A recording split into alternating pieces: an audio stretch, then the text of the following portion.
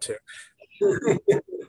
Okay, so here's a question to test your understanding of harmonic functions. So it's what I like to do is take my undergraduate physics book and read what it says about electricity and gravitation and see if I understand what the reasoning is and why the statements they make are true. So here's a statement that physicists know well. Suppose you have an electron's negatively charged. You can ask, can you somehow construct an electric field that somehow confines this electron and keeps it from moving, it holds it in a stable position, so that then you can study this isolated electron. So is there a way to hold an electron at a point with a static electric field?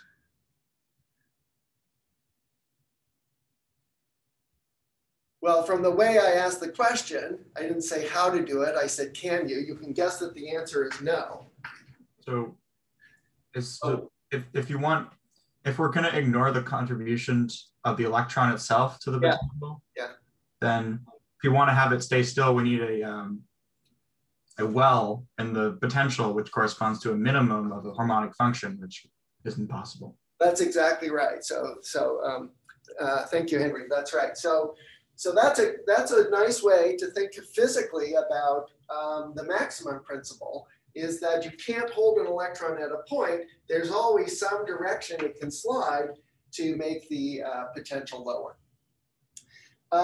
Two other statements that I like very much are, let me say them in terms of gravity, but gravity behaves very similarly to the electric field for these statements.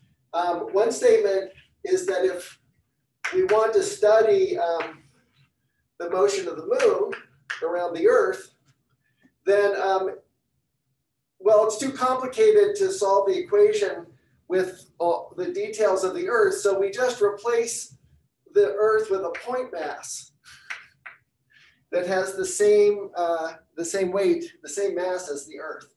And that, in fact, that doesn't change the gravitational field outside the Earth. So the gravitational effect on the moon is the same as if the mass of the Earth was concentrated at one point. Now, why is this true? So one nice way to think about this is that when you move the mass to the center, the one thing you haven't changed is the flux. Outside of the Earth, the total mass is measured by the flux through a shell, and the flux is constant. And also, if we assume the Earth is spherically symmetric and its mass distribution is, then the flux is completely determined by one invariant, namely what the mass is. And it doesn't matter whether that mass is spread out or concentrated at a point, so long as it's rotationally symmetric. That's enough to uniquely determine what the gradient of phi is outside of the mass distribution itself.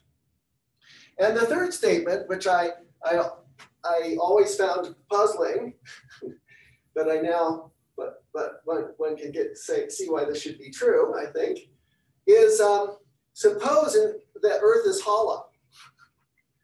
So we have a spherical mass, symmetric, but there's nothing in the middle. And so you can go and visit the center of the Earth, a la Jules Verne. And in fact, no matter where you are in the middle of this shell, you'll be weightless. That is, you'll feel the gravitational field from all the points on the shell, but they'll all cancel out. Now, it's obvious that they cancel out in the center by symmetry, but why do they cancel out off center?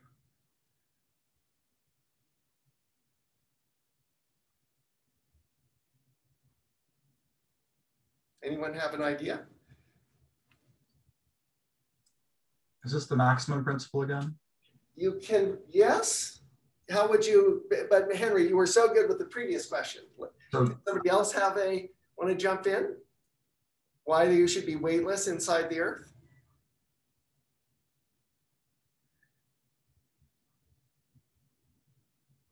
So the point is, you could of course calculate what the force is at a given point, and there would be some miraculous cancellation, but that wouldn't reveal a sort of conceptual reason why this is true.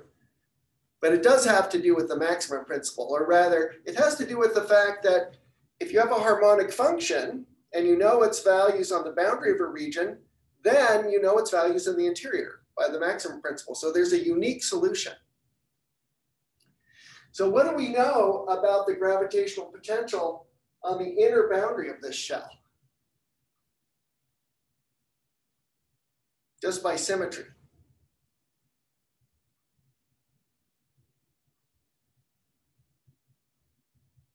Anyone? I think it should be constant. It should be constant, of course. How can it favor one point over the other? So the value of the potential is constant on the inner boundary of the shell, and it's harmonic on the inside because there's no mass on the inside. Well, one solution to the equation Laplacian phi equals 0 with these boundary conditions is phi is constant. And the solution's unique by the maximum principle. So in fact, the gravitational potential has to be constant, and therefore its gradient, which gives the gravitational field, is 0. Okay. Yes. Could you also say that because we know that there's no force on you in the middle, by the maximum principle, it must be constant in a neighborhood of the middle? No, because there are places, so you can have an electrical field which does, there are stationary points for it, they're just not stable. So you can have an electrical field that looks like this, for example. In other words, if you were to take, for example, the harmonic function x squared minus y squared on the complex plane, the corresponding gradient would go towards the origin in two directions and away from another. So you would feel no force at this point, but that doesn't imply that there's no force nearby. So it's not the full. That would then contradict the symmetry of the circle. That would contradict the symmetry. That's right.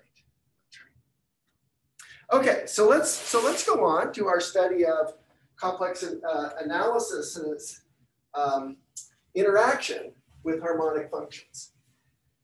So I'd say there's one signal theorem that I think everyone is familiar with, but we're going to give some more conceptual explanations of its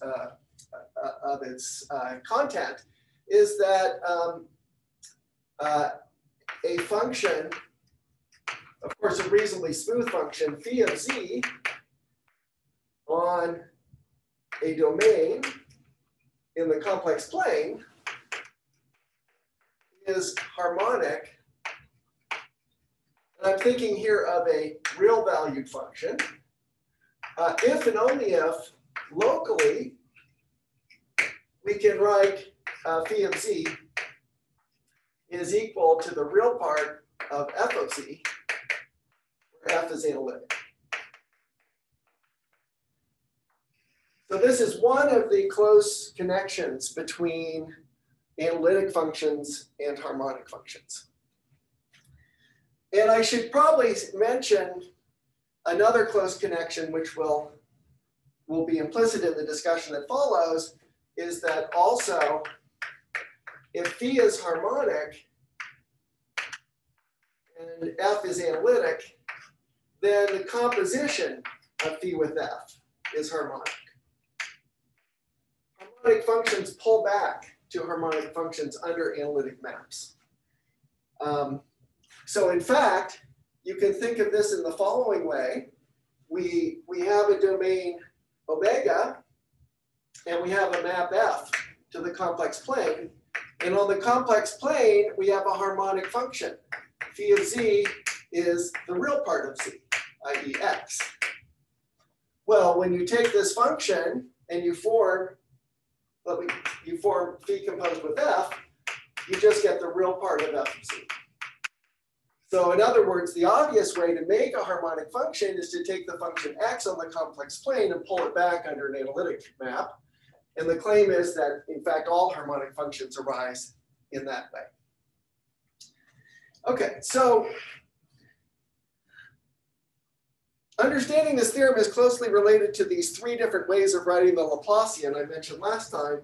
So we have the standard Laplacian, which is a function, the sum of the second derivatives with respect to x and y. And we often like to think of this as a two form. And then using the Hodge star operator, there's another way to think of this as a two form. And finally, there's these d and d bar operators, which provide another way to turn phi into a two form. And all of these two forms agree. So they give three different ways of thinking about harmonic functions. There's sort of the naive way, which just means you look at the sum of the second derivatives with respect to x and y. But then there's this fancier way where we apply the Theorem operator to turn this phi into a one form. Then we apply star, which rotates that one form by 90 degrees. And then we take d again. And that's the same two form as this one.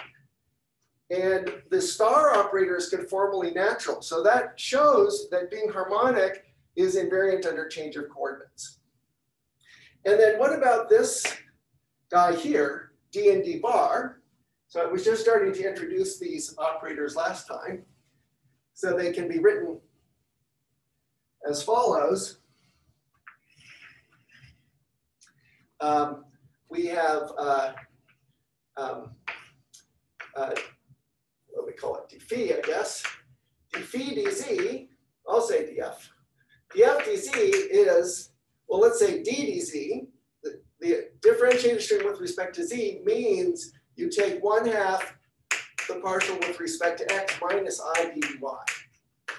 And d dz bar means you take the same thing but with a plus sign.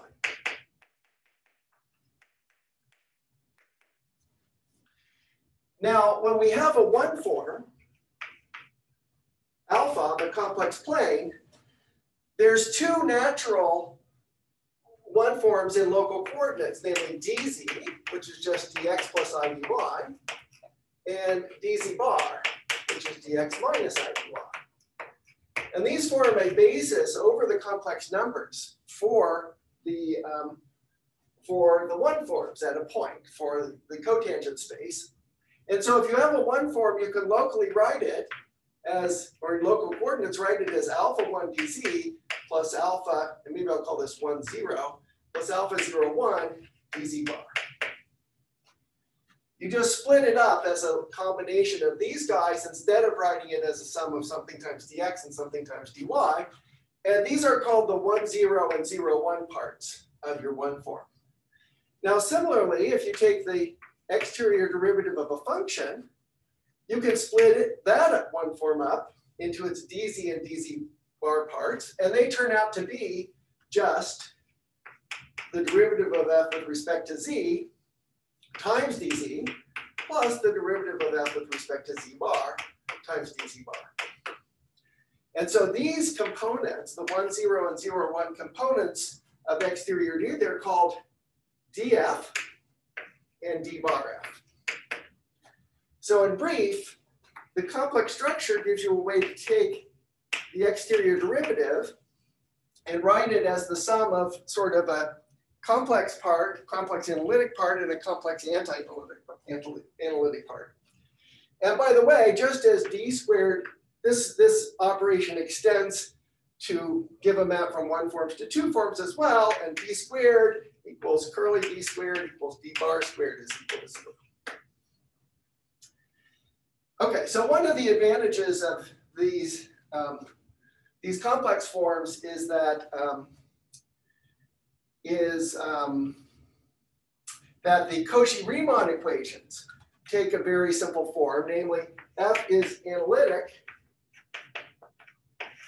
if and only if d bar f is equal to 0. So intuitively, if you have a function f, you can think of it as being approximately a polynomial in z and z bar. And if you take a polynomial in z and z bar and you differentiate with applying these operators, they behave in the obvious way. For example, d dz of z to the n is just n z n to the minus 1. But d dz of z bar to the n is 0. It's as if z and z bar are independent variables. So intuitively, an analytic function is one that depends on z, but doesn't depend on z bar. Of course, that makes no sense realistically, but formally, that's a good way to think about these operations. So d bar being equal to 0 detects whether or not a function is analytic. Now, how does the Laplacian relate to these guys? Well, it's pretty obvious that these two operations are complex conjugates of one another. And if you take their product, you'll get something that's almost exactly the Laplacian. And indeed, let's do that. If you take d dz of d dz bar of f, that's the same thing as applying the product of those two operators. So what do you get? You get 1/4, and then you get the square of d dx, and you get the square of d dy. And then the cross terms cancel out. A plus b times a minus b is a squared minus b squared. Notice that the square of this is plus d dy because of the I. And so this is 1/4 of the Laplacian. And the same kind of calculation justifies this formula here. One should understand exactly what it is that this means when you apply d and d bar. D bar turns this into a 1 form, curly d turns it into a 2 form. So to be quite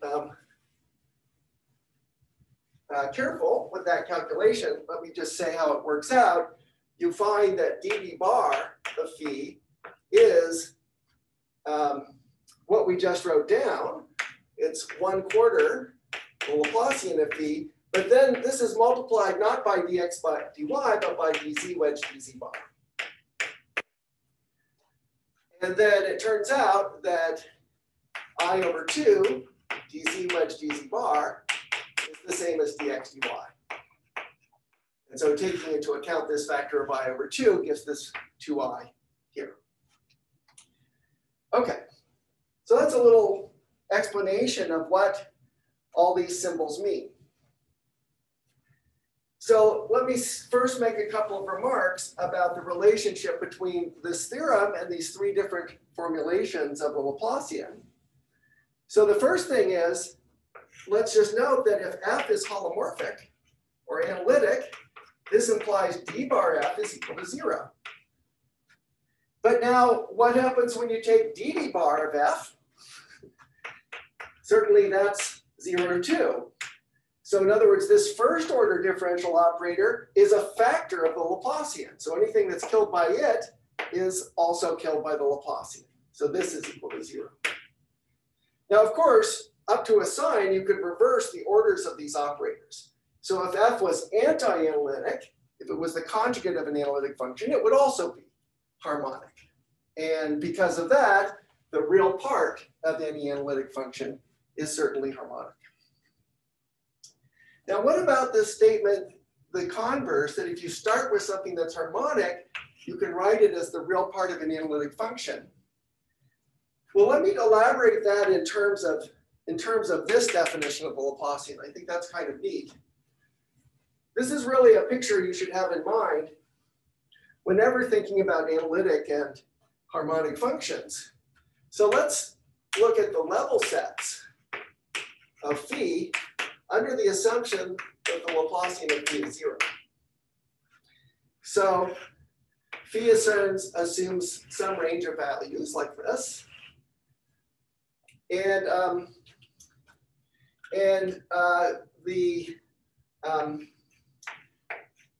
the gradient of phi doesn't quite make sense, but the one form d phi makes sense.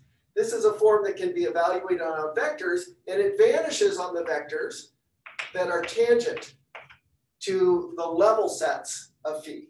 That is, the places where phi is equal to various constants.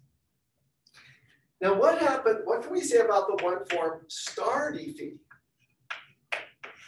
Well, this is a one form that vanishes on the vectors that are the same as these vectors, but rotated by 90 degrees.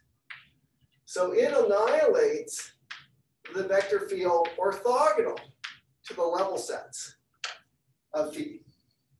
And now here's the amazing thing about this one form. For a general function, star d phi does not have to be closed. But for a harmonic function, it's equal to 0. So that means that star d phi is locally the gradient of some other function c. So in other words, these orthogonal lines, orthogonal to the level sets of phi, they are also the level sets of a function, namely the function c. So when you have a harmonic function, it has naturally associated to it what's called a harmonic conjugate. It's the function whose exterior derivative is star of the exterior derivative of phi. And this equation determines c uniquely up to adding a constant. So that's called the harmonic conjugate of phi. And now we've gone from one function to two functions, and they have orthogonal level sets. Now, what's a good example of functions that have that property? Well, the functions x and y on the complex plane obviously have orthogonal level sets, and they piece together to give an analytic function. And in fact, if you let f of c be phi of z plus I times c of z, this will, it turns out, be an analytic function. And of course, its real part is equal to phi. So that's a sketch of how one can see this relationship between analytic functions and harmonic functions.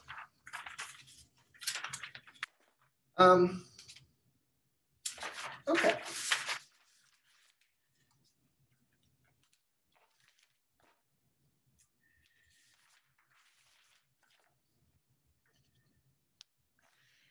Now, sometimes we will want to find a harmonic function with whose Laplacian. We will want to study functions that are not quite harmonic, but their Laplacian is given by some other function. So we will occasionally want to solve things,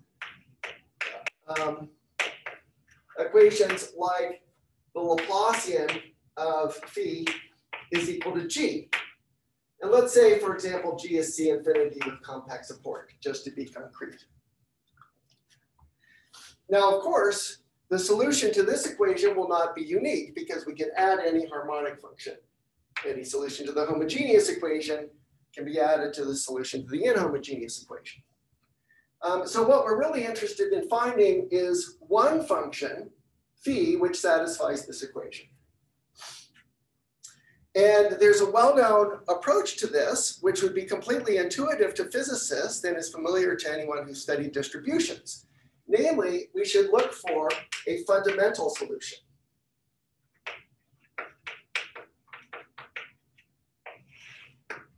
A fundamental solution is a solution with the property, this will be some function e of z, with the property that the Laplacian of e of z is a delta function concentrated at the origin. So it should be a harmonic away from 0, but it should have non-zero flux. So it should correspond to the field of a point charge in R2. Now it turns out that just to make life simple, it's a little bit easier to put a 2 pi here.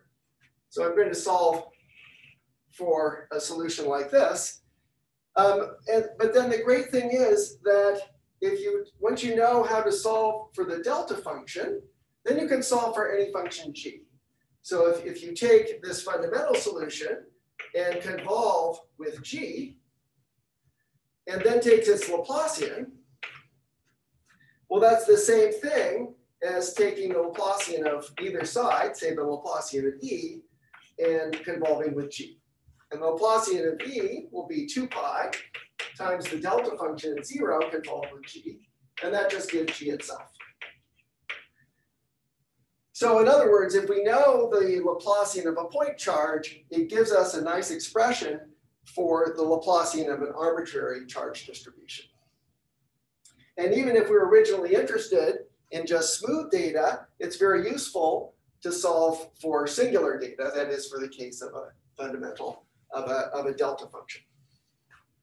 Okay, so this is a little heuristic if you haven't done distributions before, but I will put some statements on the homework that say in detail why the function I'm about to write down is what it means to be a fundamental solution from the point of view of distributions, but it's pretty easy to guess what it should be. So in fact, the fundamental solution I want for this equation, it's almost unique if I require that it's rotationally symmetric, which makes sense for a point charge. And the fundamental solution is given by the log of the absolute value of z. In other words, in polar coordinates, it's given by log r. Okay, now why should this be the fundamental solution? So first, let's think about how this looks as a function of r. So it's very negative near 0 when we hit radius e. 1, the logarithm is 0, and then it slowly tapers off like this. So that's the graph of the function log r. But the main thing to know about this function is first that it's harmonic. At least it's harmonic away from the origin. And why is that? It's because it's like claim the Laplacian of E equals 0 away from 0 equals 0. Because this is nothing more than the real part of log z. And log z is an analytic function. And this gives you an idea of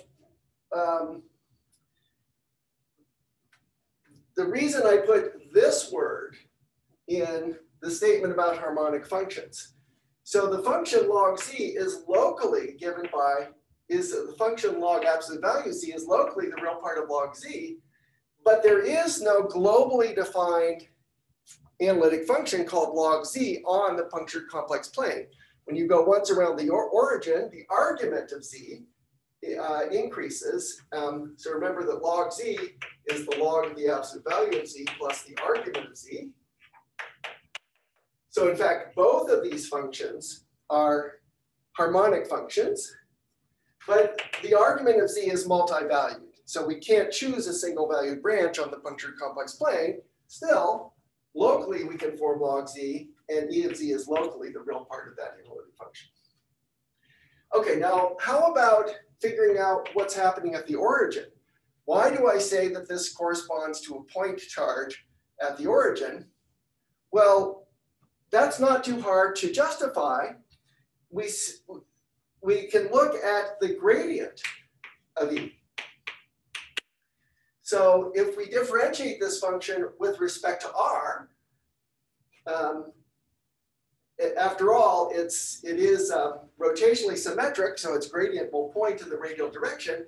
What we get is just 1 over R times R hat being the unit vector, orthogonal to the unit vector pointing in the radial direction. So on the circle of radius r, the corresponding electrical field is orthogonal to the circle, and its length is 1 over the radius of the circle. So the flux of the gradient of E through the circle of radius r, of course, this will be independent of r.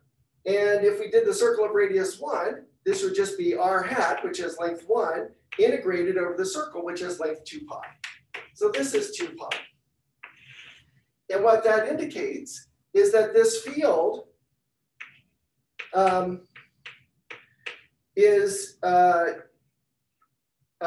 corresponds to an isolated charge distribution at the origin of total mass equal to 2 pi.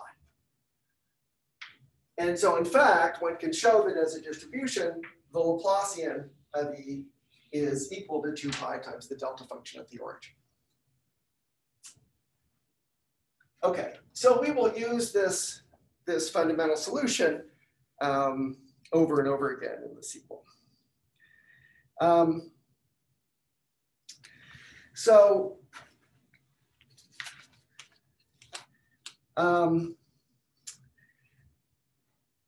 those are the preliminaries on harmonic functions, and I want to now turn to really the heart of the issue, which is the Dirichlet problem.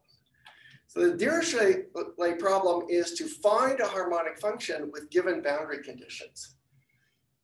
And this problem occurs throughout mathematics and physics, and it also will be the source of many new conformal invariants. And perhaps most importantly, it will be a gateway to the connection between random processes like random walks in Brownian motion and this classical potential theory in the complex plane, which is where we are headed. So let me state the Dirichlet problem.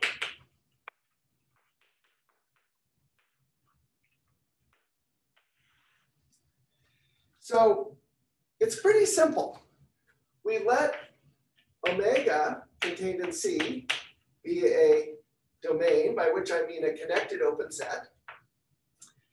And we choose a continuous function on the boundary of omega. And let me, for concreteness, say that this is a bounded domain, just to start out with, so that we have a good picture of what our region looks like. Maybe it has some holes in it. Maybe it has some weird complementary pieces. Anyway, we take a continuous function on the boundary, and then the problem is to find a continuous function on the whole domain, including its boundary, such that phi is equal to phi on the boundary of omega, and phi is harmonic in omega.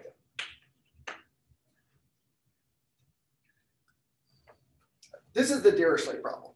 And if we can always solve it, it will give rise to an operator, P, from the continuous functions on the boundary of omega to the continuous functions on omega. And in fact, by the maximum principle, the solution phi on the inside will be no bigger than the boundary values. So this operator will have the property that the sup norm, this should be on the closure, the sup norm of phi, the L infinity norm, is less than or equal to, well, in fact, it's equal to the sup norm of capital Phi. So in other words, the Dirichlet problem finds a nice function to interpolate between the boundary values specified by capital Phi. And moreover, if this solution exists, it's unique, because if we have two functions with the same boundary values, then their difference will have boundary value 0, and by the maximum principle, it will vanish identically. So this is unique if it exists.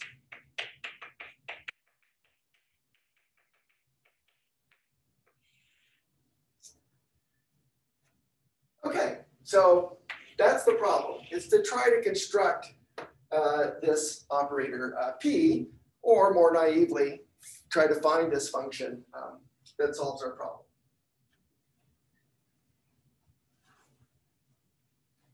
Okay, so we're going to work up to this problem by starting with the simplest case. This is sort of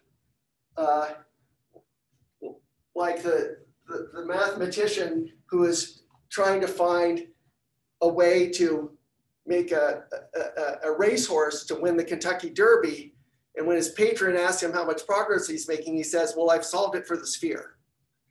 So we're going to start out by solving it for the sphere. that is for the disk. But the beautiful thing about complex analysis is that conformal mappings are so versatile that once we've solved it for the unit disk, perhaps the simplest case, we will have almost immediately solved it for any Jordan domain. And from that, it's a small step to solving it for much more general domains. So, so let's discuss the solution on the unit disk.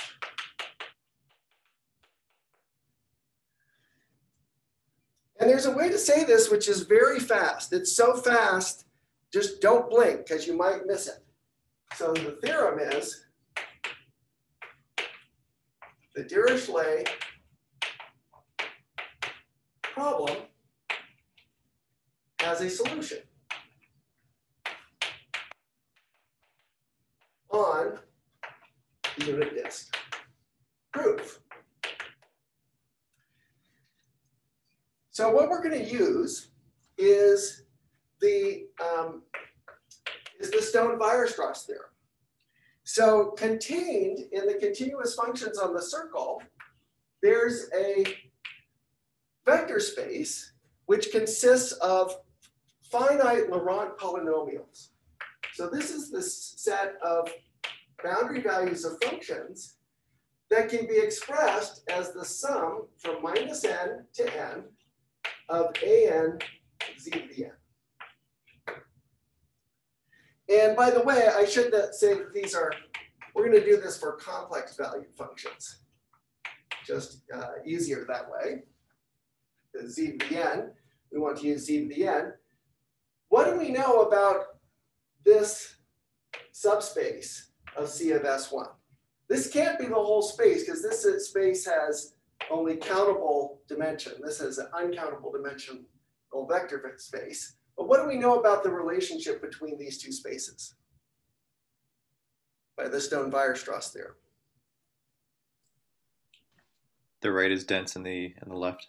Yeah, that's right. So this is an algebra of functions. That is, if you take two such functions and multiply them together, they're still in this space. And it's closed under complex conjugation. So phi goes to phi bar, keeps us in this space because it just sends Zn to z to the minus n, and it bars the an's, and it separates points because the function z separates points. So by the Stone-Weierstrass theorem, this is dense in our space. So if I can tell you how to extend one of these functions to a harmonic function, that will define this operator P on a dense subset. But it will also be bounded by one, by the maximum principle. So it will be bounded, a continuous operator defined on a dense set. And then by this bound, it just extends by continuity to all continuous functions. So in other words, to solve the Dirichlet problem, it suffices to take a function, approximate it in the uniform topology by a polynomial, and then extend this polynomial.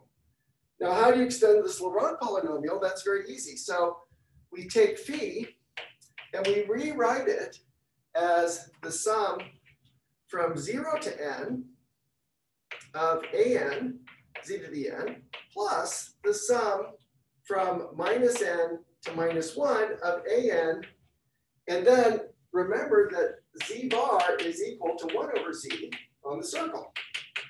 So instead of putting negative powers of z here, we can just put zn bar on S1.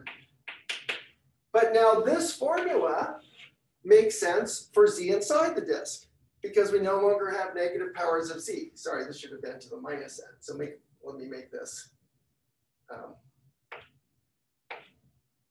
z bar to the minus n. Those are positive powers because the index is negative here. So we take this to be the definition of phi. And phi is, of course, analytic because z is analytic and z bar, sorry, it's harmonic because z is analytic and z bar is anti-analytic. And so the two together are harmonic. And that's the solution. Okay, so the Dirichlet problem has a solution on the circle. And of course, the reason the solution is so simple is that the circle is very symmetric. We were able to, so to speak, use Fourier analysis on the circle, write this in terms of eigenfunctions for the rotation group acting on the circle, extend each one of those in an obvious way, and then we get a solution for the general function. Okay, but that sort of begs the question, if I give you a specific phi, how do I figure out what this little phi is? So here's another way to say what the solution is. Once we know it exists, it's easy to say some of its properties. So for example, what is phi of 0?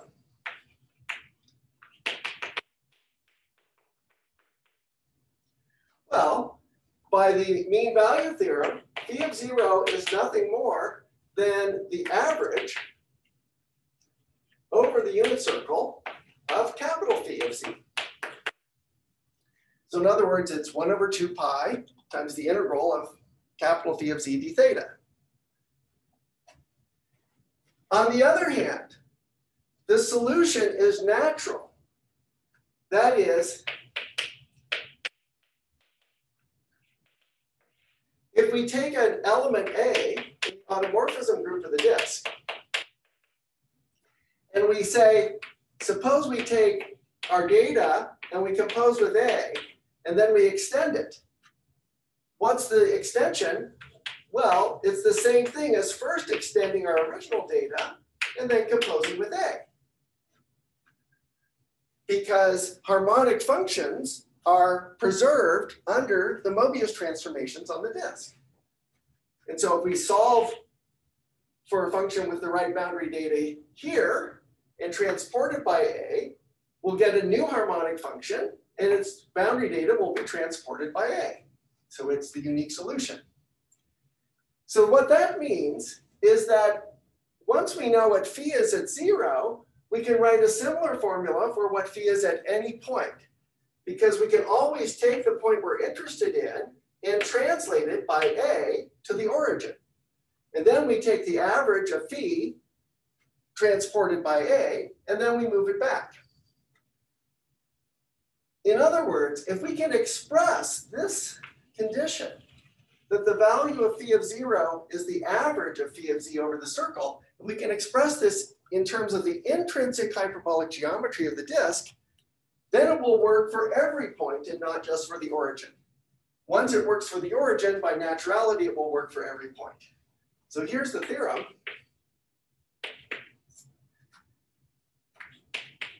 The value of phi equals p of phi at z in the disk is the visual average of phi as seen from z. And to make that more precise, let me write it like this. More precisely, let C in S1 be the endpoint of a hyperbolic ray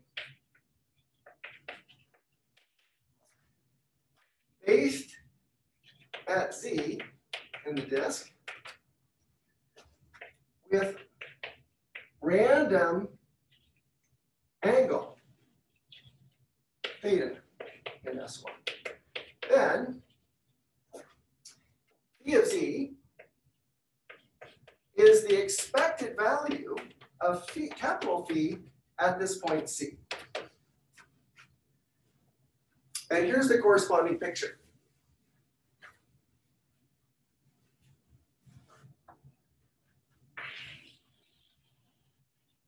So we have our function phi, maybe it's even supported on only part of the boundary of the disk.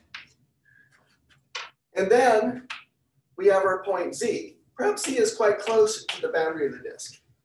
And now what you do is you choose a direction at random among the circle's worth of possible tangent directions at z. And then you follow the hyperbolic geodesic in that direction. So if our direction went like this, we would end here. But if our direction goes sideways here, then the hyperbolic geodesic goes like this, because it has to be orthogonal to the boundary. And of course, this one goes straight over here. And if we try to go away from z, still, we tend to land closer to the disk than you would if you went along a straight line. The hyperbolic geodesics tend to curve back and hit the disk at points close to the boundary. Okay, so the procedure to determine the value of the solution to the Dirichlet problem is you go to the point where you want to know the value, and then you choose a direction at random, and you draw the hyperbolic ray, and you see what the value of phi is at that point. And you average over all the possible choices for that direction. Okay, now why is this correct? It's correct for the simple reason that if the point z happened to be the origin, then the hyperbolic rays would just be straight lines. And so at the origin, it gives the correct value for the harmonic extension. On the other hand, the harmonic extension is natural. It's invariant under Mobius transformations. So since this prescription is correct at the origin and it's invariant under Mobius transformations, it gives the correct answer at every point. Okay, so this is really one of the main things I want to explain about solving the Dirichlet problem, is that it has a meaning, and we can already see a probabilistic interpretation coming in here. Another way to say this, which doesn't involve randomness, but involves another kind of intuition, is that when you're standing at a point in hyperbolic space, you can imagine that when you look out at the circle, the light rays that come into your eyes move along hyperbolic geodesics. They don't move along Euclidean straight lines. And so when you survey the boundary, when z is close to the boundary, as you look around, you tend to see this part of the boundary looks much bigger than it would as seen from the center. And this part of the boundary looks very small.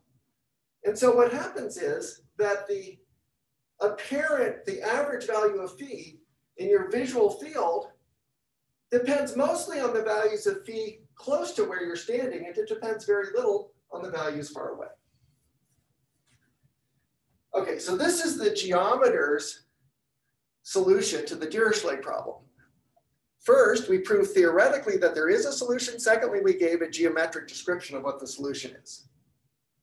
But of course, for an analyst, they want to know what the formula is. And we are also analysts. So let's write a formula for what this operator P is. And this formula is called the Plasson Formula. And that's why I chose P for the name of this operator. So it depends on something called the Plasson curve.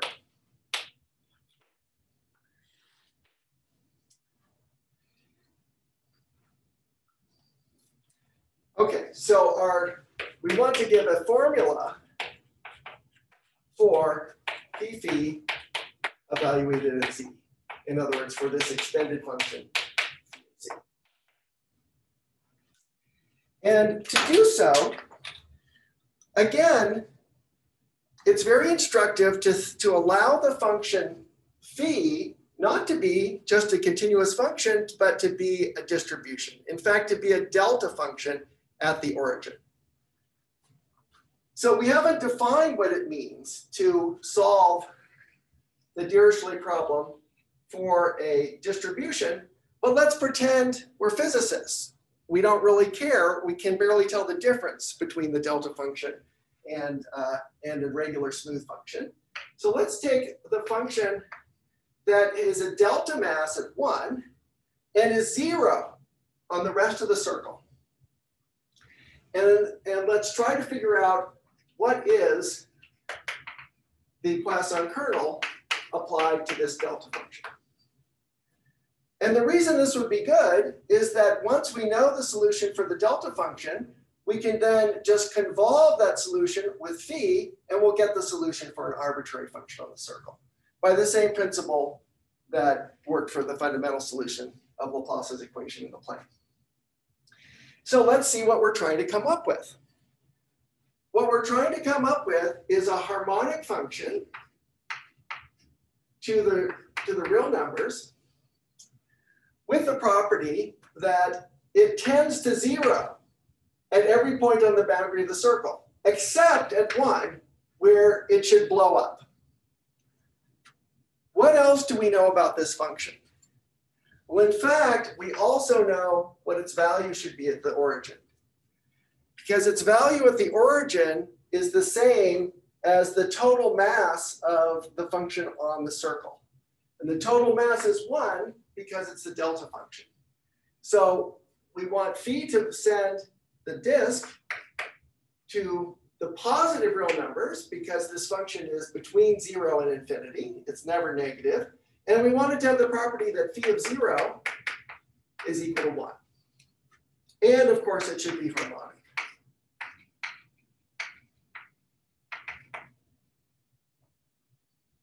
Okay, now where do harmonic functions come from? Well, we've seen they come from the real parts of analytic functions.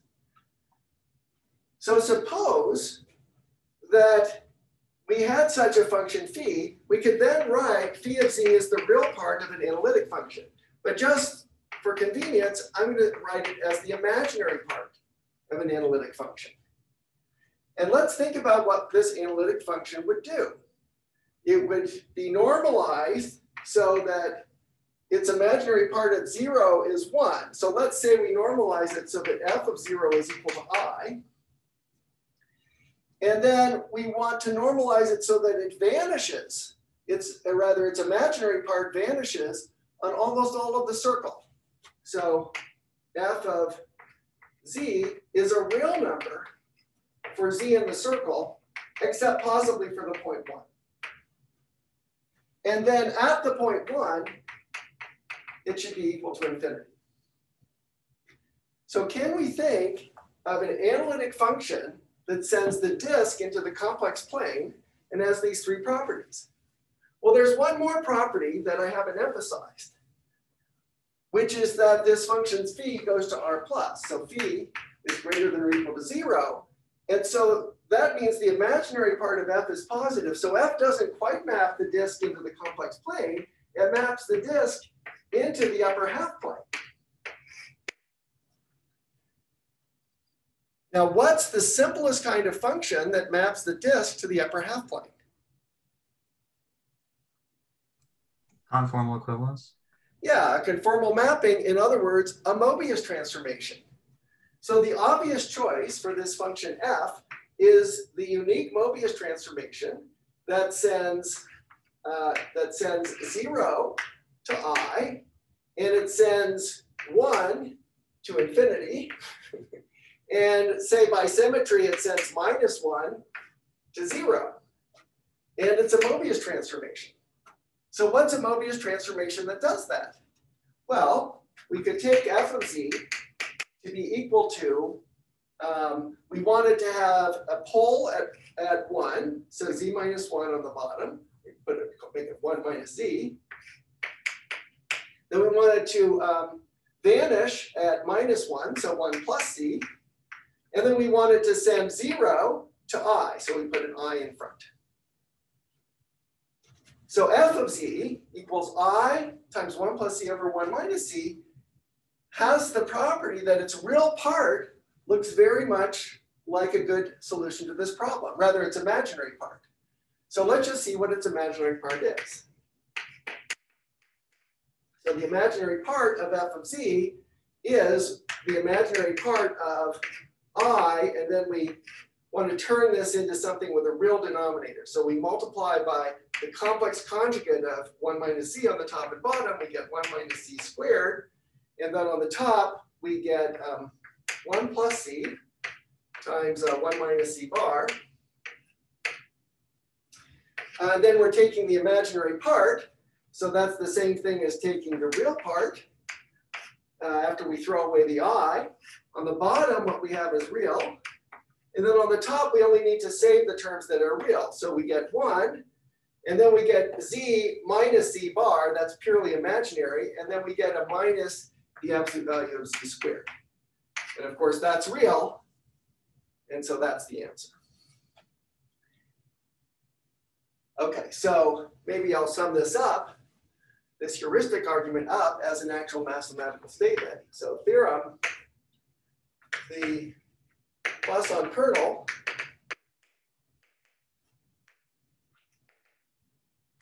P of z,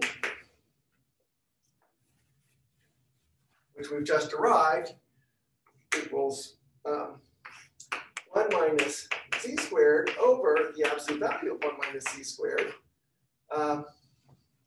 is the fundamental solution to the Dirichlet problem for the function capital Phi is a delta function of mass 1 at the point z is equal to 1. Okay, now what does this really mean? It means that we can now write a formula for little phi in terms of capital Phi, and it's just given by convolution with the Plasson kernel. So it means phi of z is equal to the convolution of the of this function with phi on the boundary. And what we have to do is take this function and rotate it so that the delta function moves around the circle. So we're going to integrate over the circle, d zeta, our function capital Phi of zeta, and then we're going to weight it by p of z divided by zeta. And then since the total length here is 2 pi, we put a 1 over 2 pi in front. And this is a formula for the solution to the Dirichlet problem on the disk.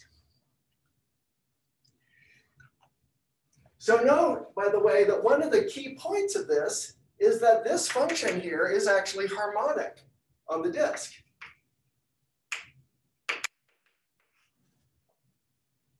And it doesn't look harmonic, at least not to me, with all these absolute values here. But it is harmonic because we wrote it as the imaginary part of f of z.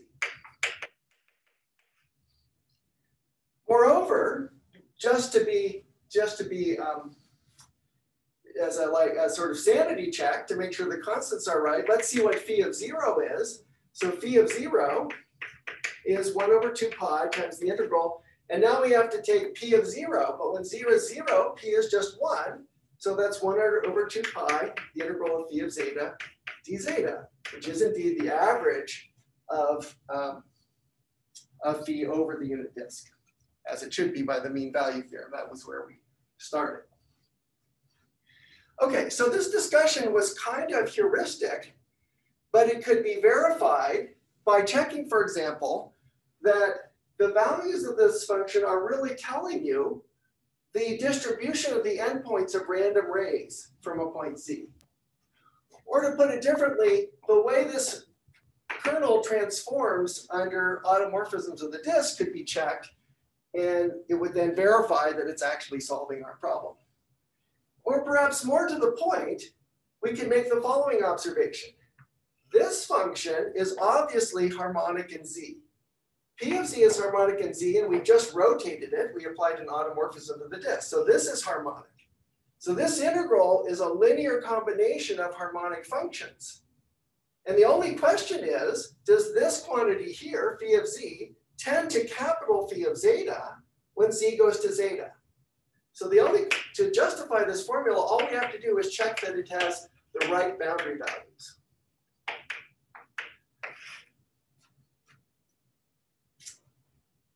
Okay, now how could one justify that? Well, there's something kind of neat you can look at. So it's often nice to think of P of Z as being PR of theta. So let's write Z as R e to the I theta. Then what does this function become?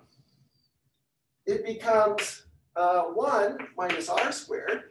That's pretty simple. But then on the bottom, we have the absolute value of 1 minus Z squared.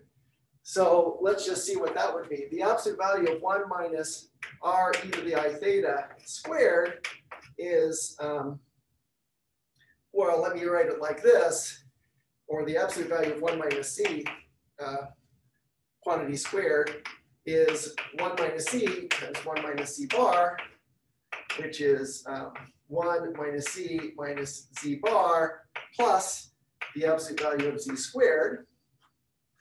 And this is just twice minus 2 times the real part of Z.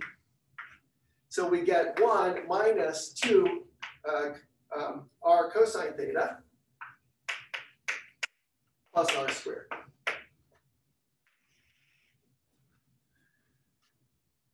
Okay, so for example, the value of phi at R is given by integrating the function phi of theta times PR of theta, d theta, with a 1 over 2 pi in front. I'm using the fact that this is actually an even function of theta.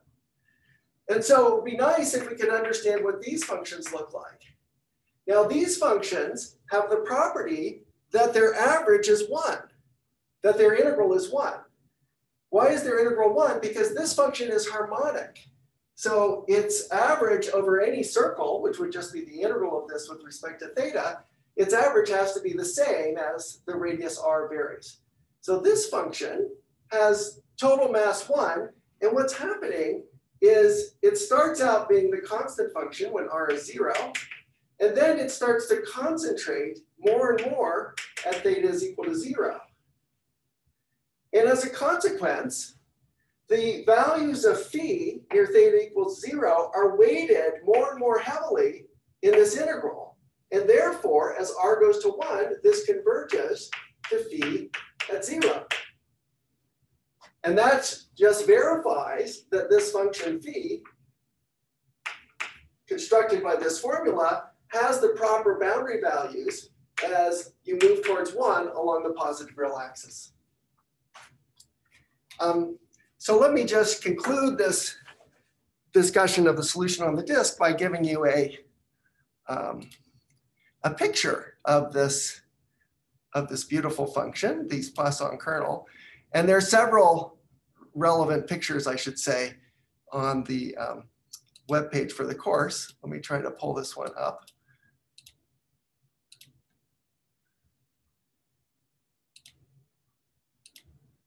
Okay, so let me click on harmonic functions. Okay, to share again.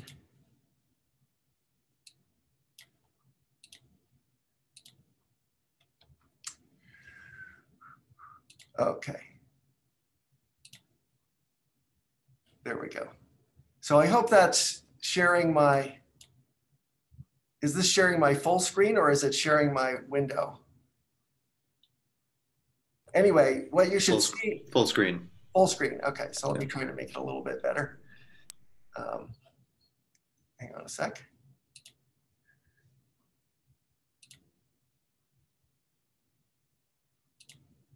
Okay, this is at least a little bit better. So what I'm trying to emphasize here is this picture of the Plasson kernel that you can see at the upper left. It is indeed, when restricted to a given radius, it gives a function on the circle that gets more and more peaked at the origin, and that's one way of saying why this extension has the correct boundary values. And while I've got this image up, let me just describe what the other two pictures are. So at the bottom is an example of the use of conformal mappings to study fluid flow. So why are conformal mappings and Laplace's equations related to fluid flow? It's because an idealized fluid, and this is a very good approximation for water, is incompressible. That is, the flow preserves the density of the water. So it gives a volume preserving flow on the plane or in whatever region the flow is taking place. And a horizontal flow of water in the upper half plane can be described by just horizontal motion, constant speed along horizontal lines. But since volume preserving flows, i.e. harmonic functions, are preserved by conformal maps, if you can find a conformal mapping of the upper half plane to a different region, it will transport that horizontal flow to the appropriate fluid flow for the new region. So here we have a region for which we know the conformal mapping, namely the complement in the upper half plane of a ball resting at the origin.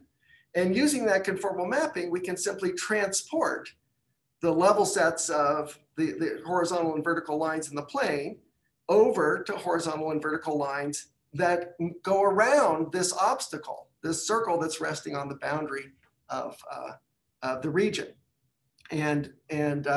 So these are the horizontal lines in this picture are in fact the streamlines of fluid flow around this obstacle. And I've drawn the corresponding perpendicular lines here just to give you an example of this beautiful picture we should always have in mind when thinking about a harmonic function, namely that there are two foliations, one by the level sets of the function itself, the other by the level sets of its harmonic conjugate. And they naturally subdivide your region into rectangles in the same way x and y coordinates that subdivide the plane into squares. Finally, we haven't quite, this is not quite part of the Dirichlet problem yet, but it's very close. The upper right picture shows a harmonic function on the square whose boundary values are 0 on 3 sides of the square and they're 1 on the remaining side. So this is a mild generalization of the Dirichlet problem where the data is not quite continuous at the corners. It will turn out that with a suitable hypothesis, the solution is still unique in this case. And those of you who've taken 212A with me know this is the example of what we call the refrigerator problem. So you have a refrigerator that's very efficiently keeping 3 sides of this container at 0 degrees Celsius, but somebody has left the door open. And so the outside edge is exposed to room temperature. And then this harmonic function shows the temperature gradient within the refrigerator, how the temperature gets closer and closer to 0 as you move to the walls where its temperature is kept constant. So indeed, a third physical setting in which Laplace's equation arise is the theory of temperature. And in fact, Fourier's introduced the theory of Fourier series in his book, Théorie de Chaleur, the theory of heat. Okay, so that was a lot of formulas and discussion and so on. I want to conclude with just one little problem for breakout rooms. This will just be the last 5 minutes of the course. So let me remind you, when we go to breakout rooms, please introduce yourself to each other and select a reporter, and then discuss the problem, and we'll come back in 5 minutes. Okay, now here is the problem. The problem is, and the discussion we've had so far should give you a hint for the solution to the problem. So the problem is there a positive harmonic function on C other than a constant?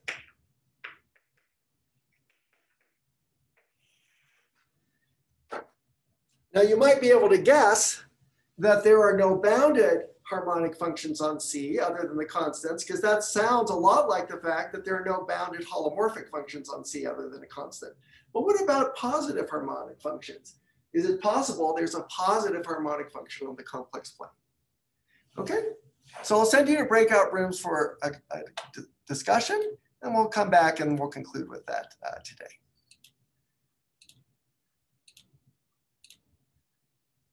Okay.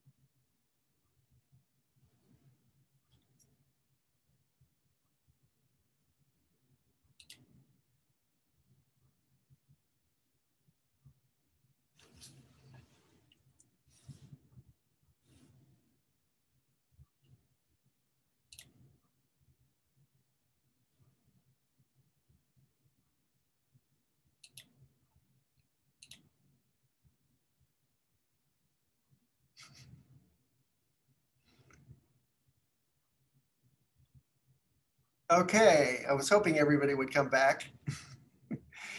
Sorry to go a little bit over today. Okay, so raise your raise hand under reactions if you're a reporter for your group.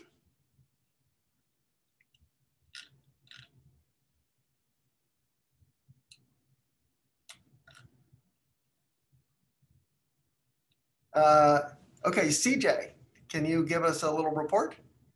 Okay, so kind of the only thing we figured out is that we tried the idea that you can represent a harmonic function as the real part of an analytic function.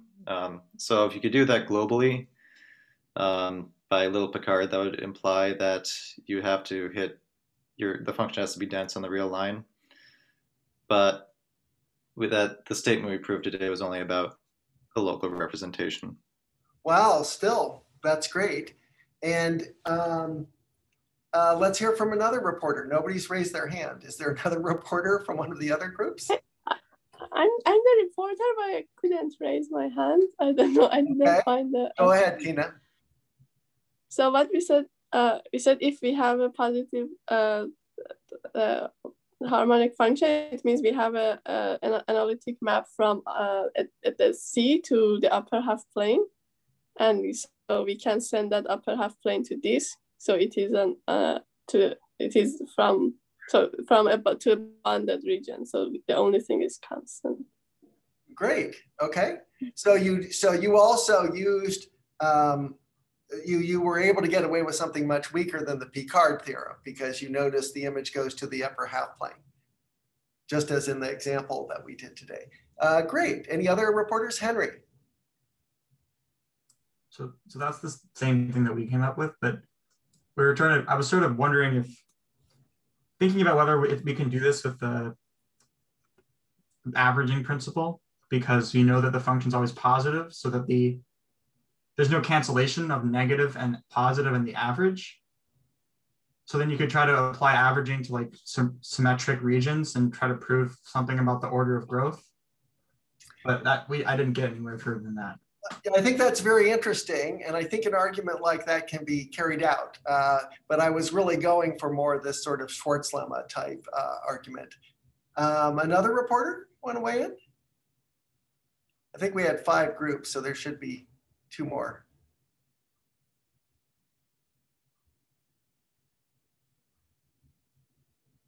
Anyone from one of the other groups? I can say, okay, we didn't really figure it out. We tried to talk about like using something sort of like what Henry was saying of like averaging was sort of the intuition we had for why it shouldn't work. Uh-huh. And we try to think about like if you could solve it in the disk and then what would go wrong if you tried to extend it. But that's okay. Okay. All interesting ideas. Was there one other group that wants to weigh in?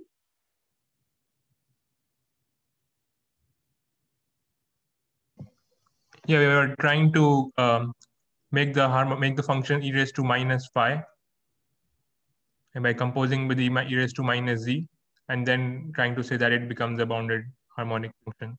So trying to do something like that. Oh, that's interesting. You tried to say it again. You tried to compose with e to the minus z.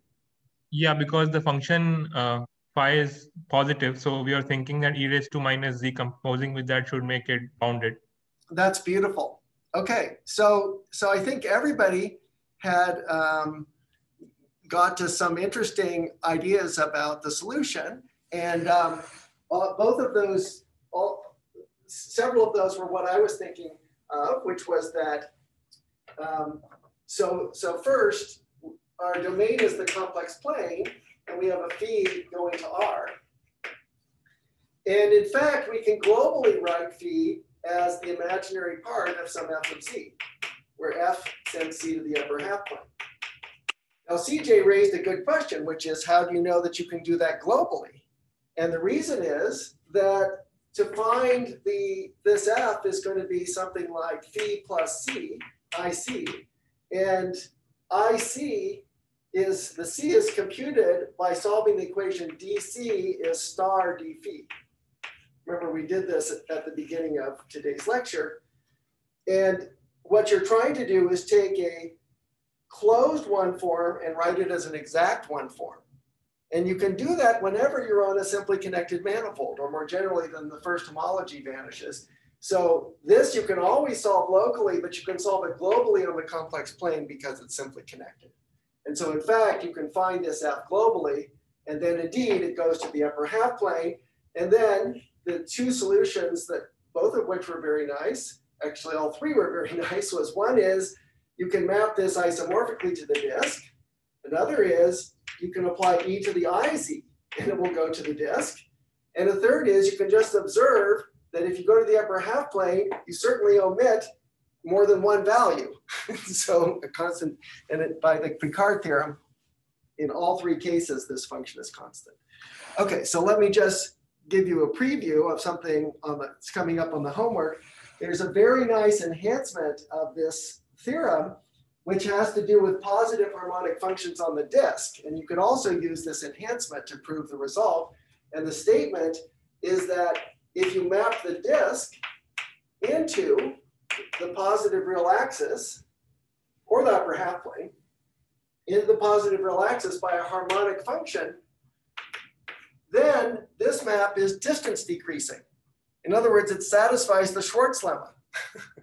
But you might say, well, what's the hyperbolic metric on R plus? Well, it's just the metric dx over x, just like it would be on the upper half plane. This is the upper half line. And so there is, in fact, a Schwarz lemma for positive harmonic functions. And that's yet another way to look at this problem.